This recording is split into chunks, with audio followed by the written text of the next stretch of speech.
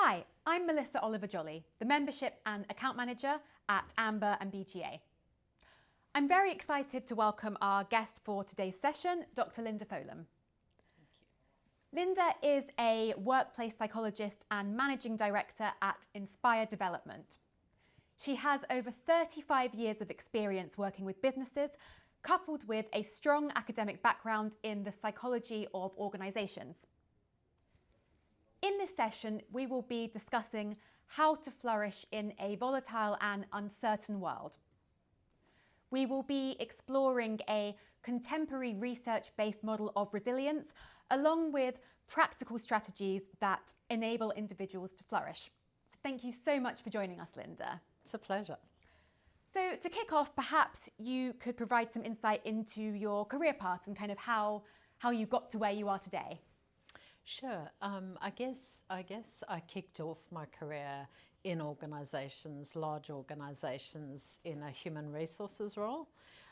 So really got very early on to experience the complexities of working in organisations and the complexities that people face in organisations.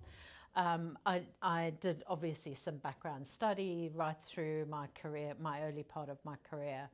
And then I decided to continue my studies. I'm not sure why, but I took on a PhD and I focused specifically on resilience. Not with any conception that we would hit COVID, but obviously as COVID hit, that topic became super relevant. And interestingly enough, my PhD was published in the early part of 2020 as COVID hit.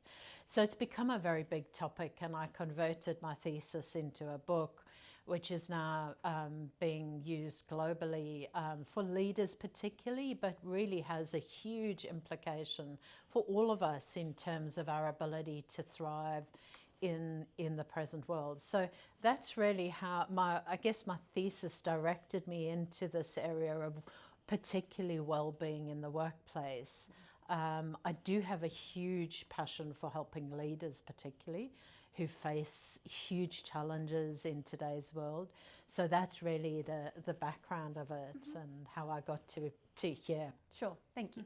So the world around us is changing and putting high levels of pressure on people. What are the repercussions of this and on our ability to flourish and thrive? Yeah, so the researchers have been telling us for about almost 18 years, that we're living in what they describe as a VUCA world. The term has now become quite publicized, but it really talks about volatility, uncertainty, ambiguity, and complexity. And while they started talking about it, we really didn't recognize that or do anything about that 15, 20 years ago. It was only once COVID hit that we went, oh, wow, the world around us is really changing. We need to actually do something to cope with this changing world. And so it's really hit us without us being prepared for it. So if you look, mental health issues are climbing. We're seeing in our younger, we were just talking before we kicked off, our younger generations, particularly the Gen Zs, are being hugely affected by mental health.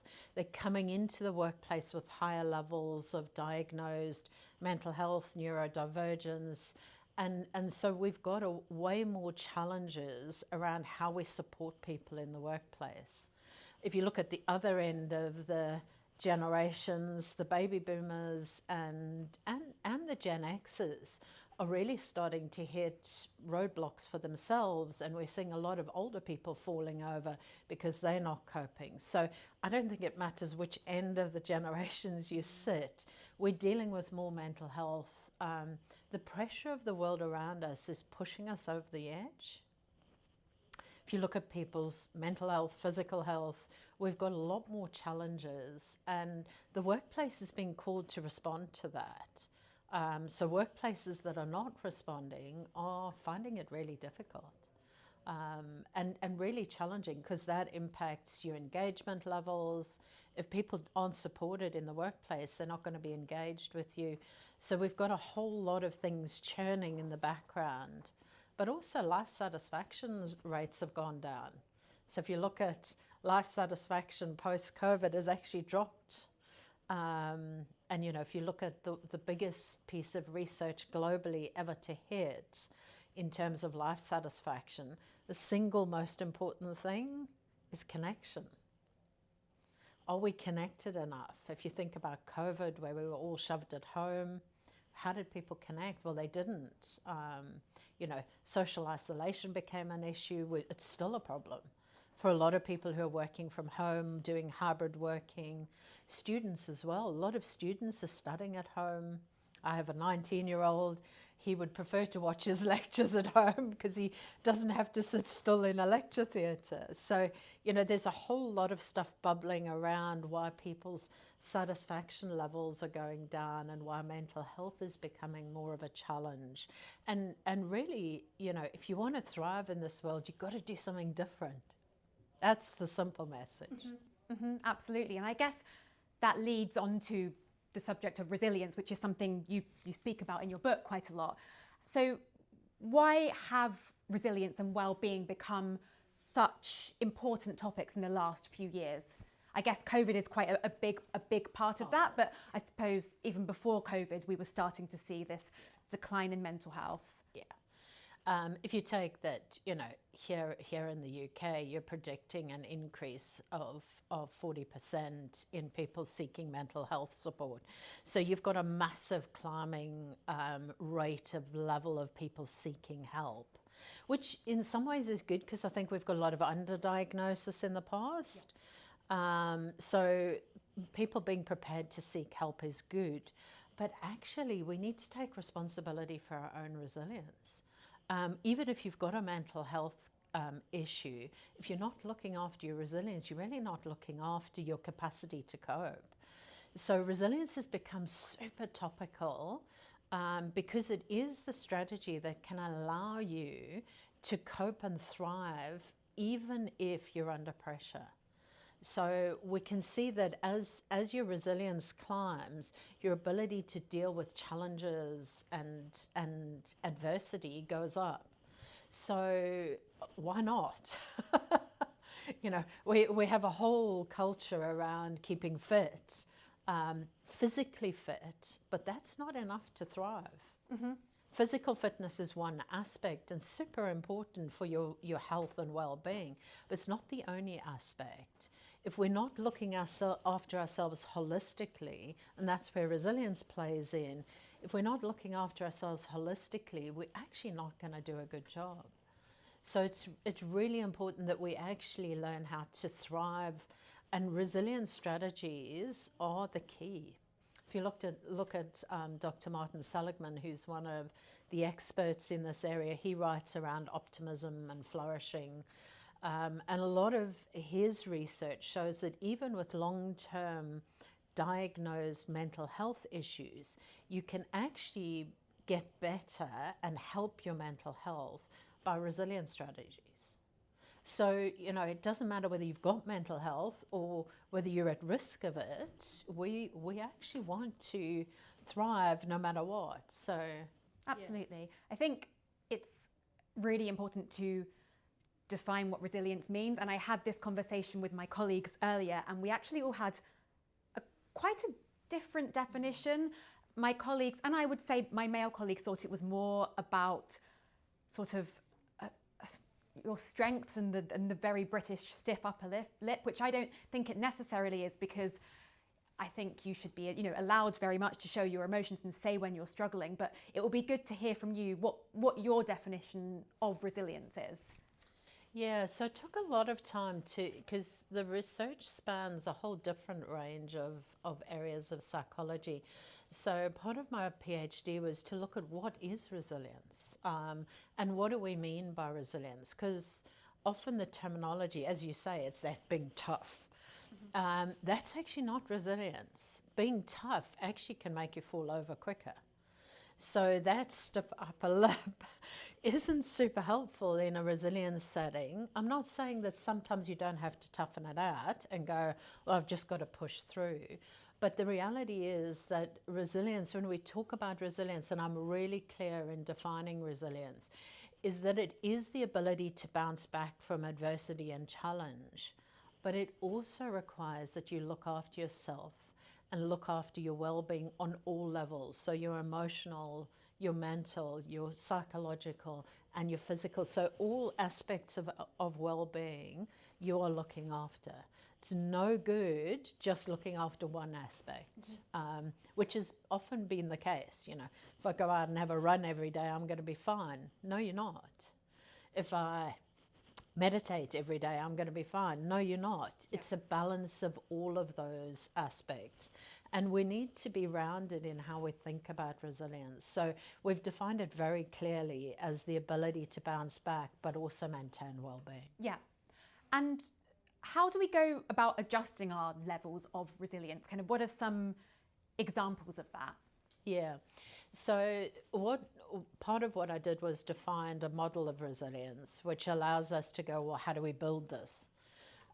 So there's three key aspects. The first is you've got to actually take back control over your own reactions to the world around you. It's what we call locus of control, highly researched area of psychology.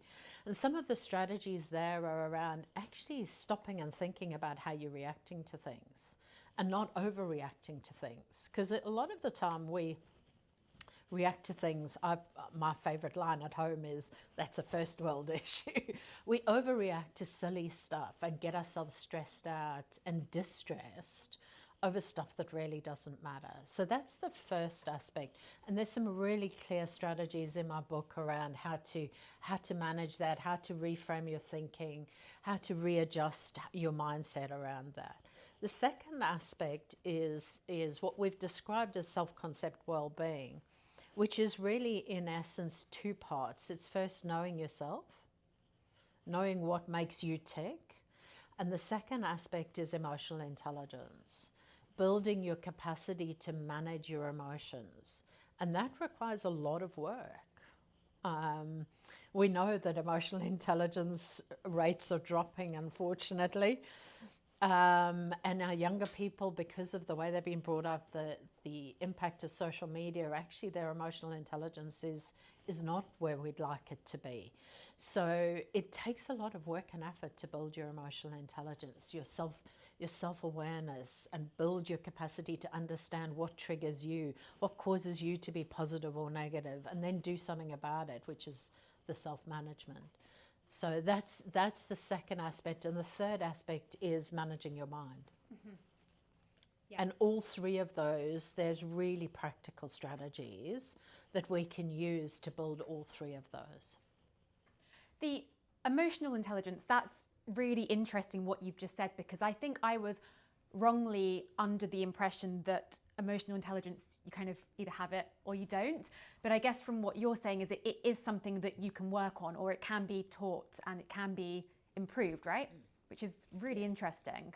Yeah, and both emotional intelligence and resilience are what we call dispositional attributes. So they're not traits.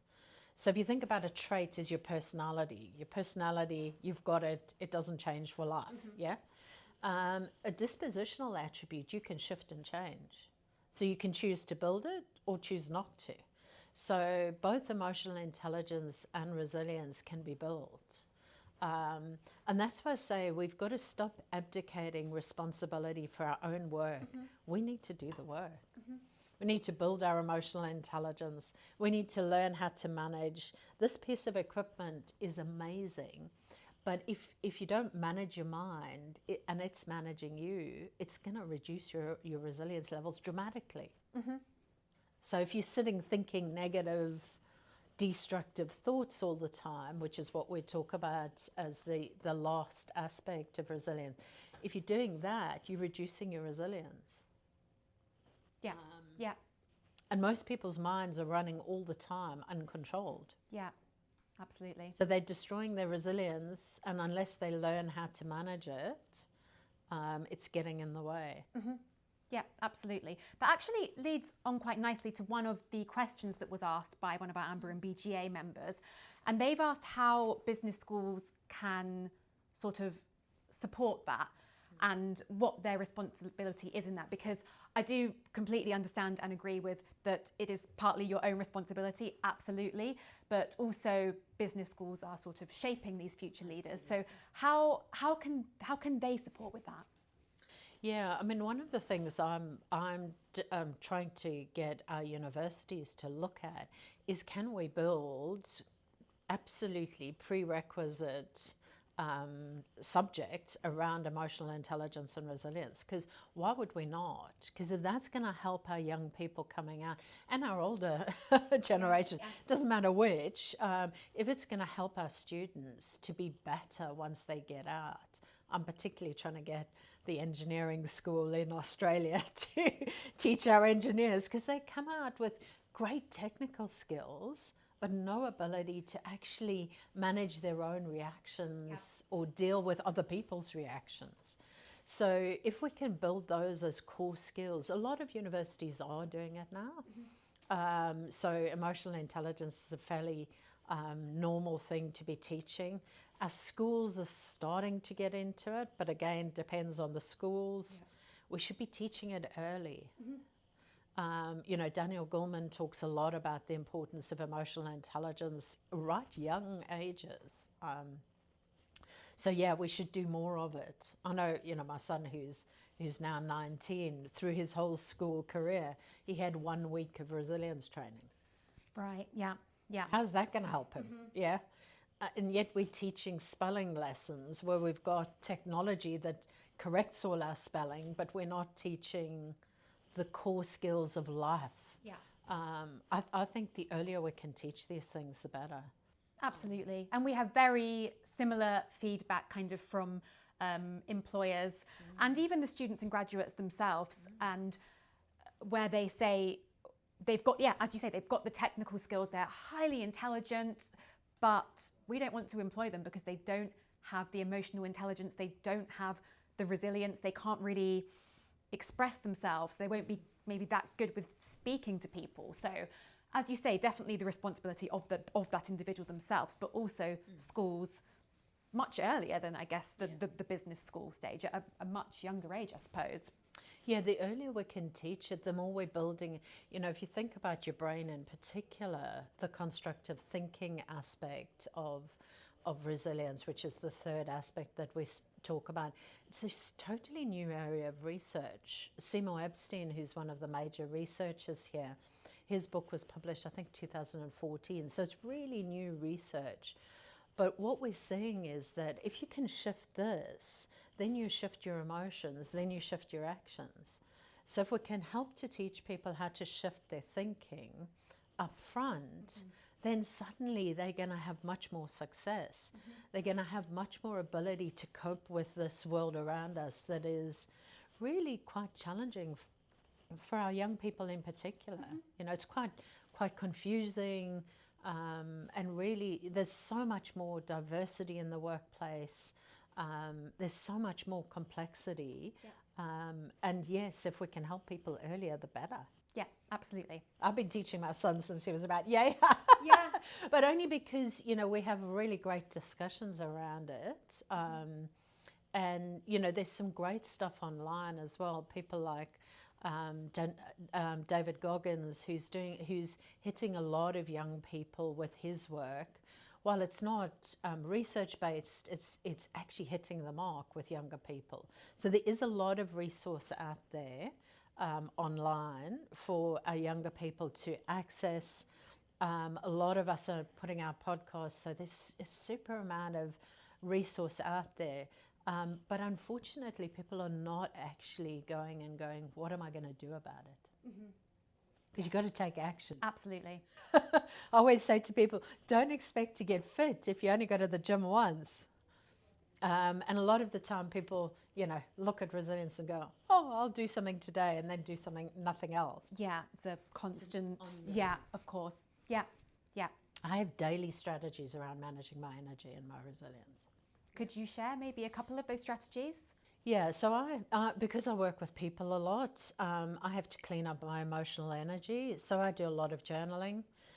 cleaning up anything that's come up, or if I'm working with really complex clients where it's really complex issues, I'll make sure I clean that out through journaling. Or obviously as a psychologist, I have to be under supervision, so I have regular supervision around my practice and just around myself. I also meditate every day. I have good physical health strategies. I look after my eating and my diet. I take care of how much caffeine I put in my system, all of those sorts of things, all those health and well-being things. So I also spend a lot of time with mental cleanup practices, and there's lots of them. So yeah, I do a hell of a lot to keep myself healthy and well. Really important in the work that I do. Yeah, absolutely. I just want to focus a little bit on the journaling, because that is something that in the UK anyway is quite focused on at the moment in the media. It is very much so, but I think people are perhaps not quite sure what it means. People I have spoken to think it's just sort of, I'm writing a diary, and I don't want to write a diary. For me personally, I've started doing it, and I have some specific prompts. So I do things like, and it's maybe a bit of a cliche, but it works for me. 3 things I'm grateful for today. 3 things that I'm really proud of today. Would you recommend any like sort of specific prompts, or is it quite individual to that person? No, there are definitely some specific things. So any form of gratitude is, if you take the 3 areas of resilience, gratitude is working on the first one, which is locus of control, bringing back in what am I focusing on? Am I focusing on positive stuff? So gratitude activities, whether they're in a journal or just, sat down with your colleagues and going, what are we grateful for? So gratitude activities are really good in a journal. But really the key that you're using a journal for is to clean up the crap that you've got inside you, yeah? So all the emotional stuff. So if you've let's say you've got angry with someone during the day, got frustrated with them, yeah? Because we don't get angry at work, do we? No, never. If you've had an emotional reaction, let's call it that. Yeah. If you had an emotional reaction in the workday, that's what you want to journal. So why have I had that? What's precipitated that emotional reaction? What's in me that's caused that? What's the stuff I need to deal with? What's the stuff maybe I need to go and have a conversation with that person about? And what is it about my emotional intelligence that I need to work on? So it's actually going diving deep into that emotional intelligence space. What are my values? Why have I triggered that response? Why am I sad about this? Why am I happy about this? So it's actually starting to get better understanding of your emotions. Seymour Epstein talks about the 2 parts of your mind. He talks about your logical mind, which is, as we understand it, it's the bit that you use to go, I need to go home at this time, I need to get to this meeting, yeah? And then there's the experiential part, which is basically all of your unconscious and what psychologists call preconscious, yeah? So it's all the stuff that you're not aware of. What we're trying to do with the journal is make that more aware. Because while it's unconscious, it's got the power to override your logical brain. The minute you make it conscious, it has less power over you.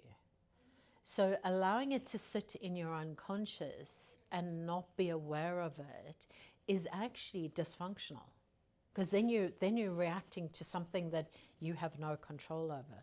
So it's super important to make as much of that conscious, and that's what journaling is really attempting to do, to bring to consciousness all that unconscious crap. Absolutely. Yeah, I guess it's probably something that it makes people quite nervous, because you have to be so introspective, and that it just is scary. It is scary to look inwardly and realize that you have flaws, and that it's a difficult thing to do, but I think it's so important, and it's something, as I say, I'm really trying to get better at it. And it's interesting, even the neuroscientists, Dr. Andrew Huberman, who's hitting the press at the moment, as you know, but if you listen to all of his stuff around the neuroscience behind it, neuroscience is now corroborating all the stuff we've been talking about in psychology for years.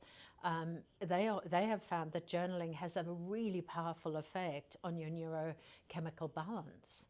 So, you know, we've now got evidence that your physiological system is affected, not just your psychology. Yeah, absolutely. So there's a huge amount of research. They talk about you could possibly record yourself talking about things. It doesn't work for me because I really can't stand listening to my own voice. But for some people, you know, you must find what works for you. But journaling is definitely one of the top things. Stephen Covey, who's the expert in, when he wrote his books, obviously the 7 Habits around effectiveness, the term resilience wasn't used then, but he talks about journaling quite powerfully in his book as well. So it's a really powerful tool. Absolutely, yeah. And looking at it kind of from a leadership perspective, I've got a question here from one of our Amber and BGA students, and they've said, what strategies do leaders and professionals find most effective in navigating career success in today's volatile landscape? Yeah, I think navigating your career has got way more complex because things are changing fast. AI is going to transform the workplace. So I think, you know, maintaining your resilience at a high level is going to help you to deal with that kind of stuff. That's a base level. You've got to maintain your resilience. But then on top of that, you've got to be watching your career direction. You've got to be going, where am I heading? What's next year? What does next year look like? Not this year. Where am I heading in terms of direction? So I'm encouraging people to do a 6 to 12 monthly review of their career and life. You should do a full life career review. Where am I heading? What's been successful to this point? And where am I going forward? Because you might need to go back and study.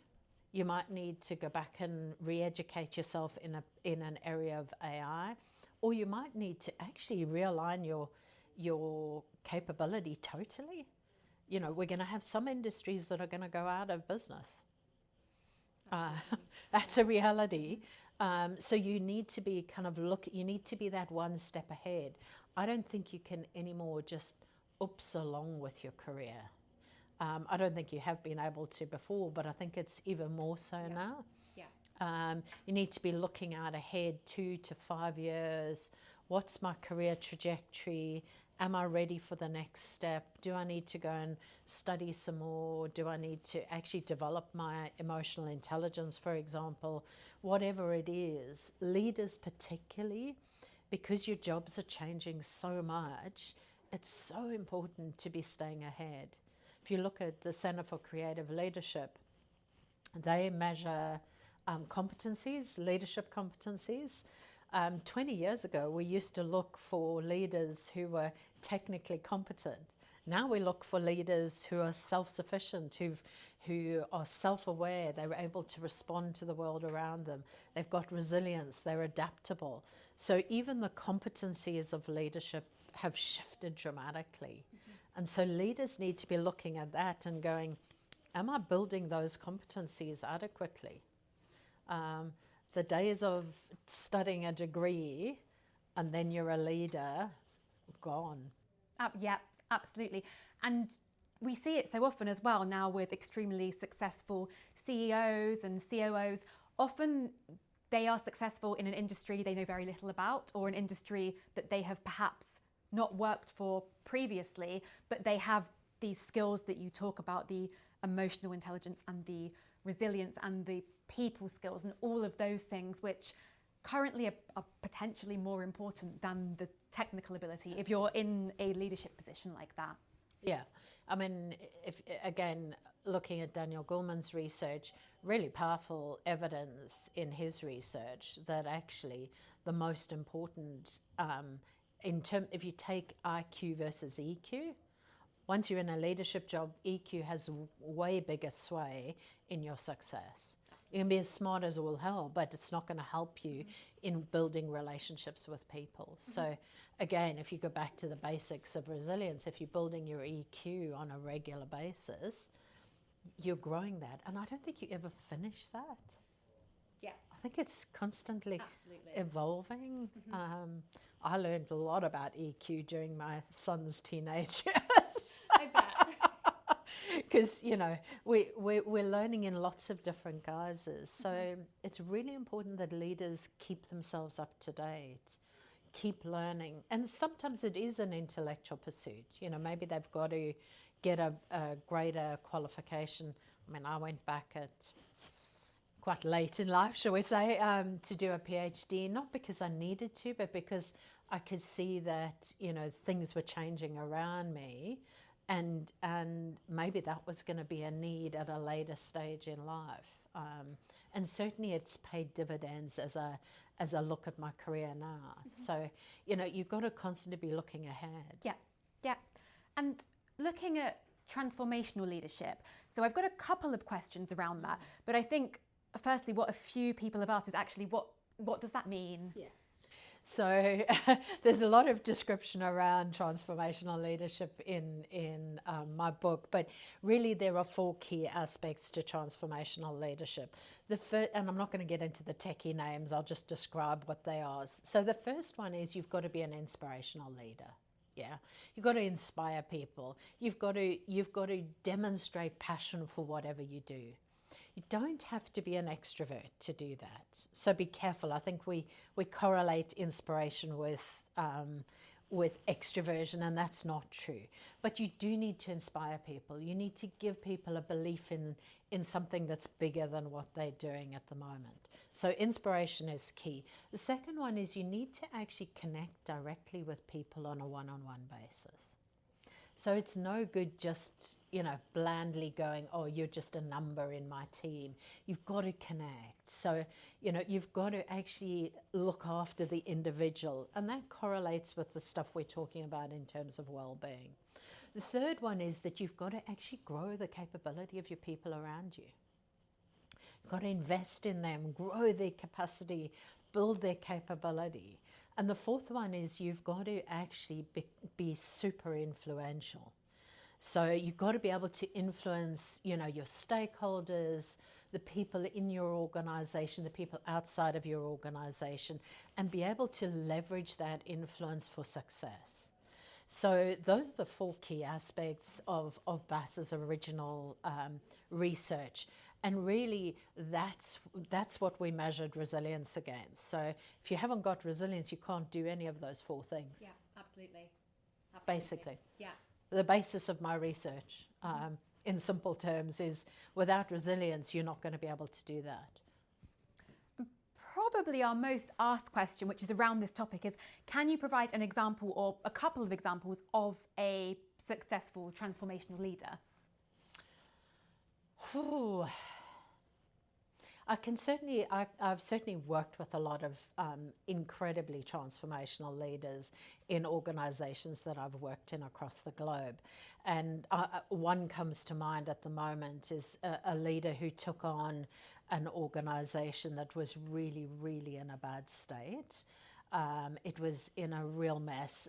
An organization of about probably about 6,500 people, messy engagement levels, kind of in the toilet, really bad levels of engagement.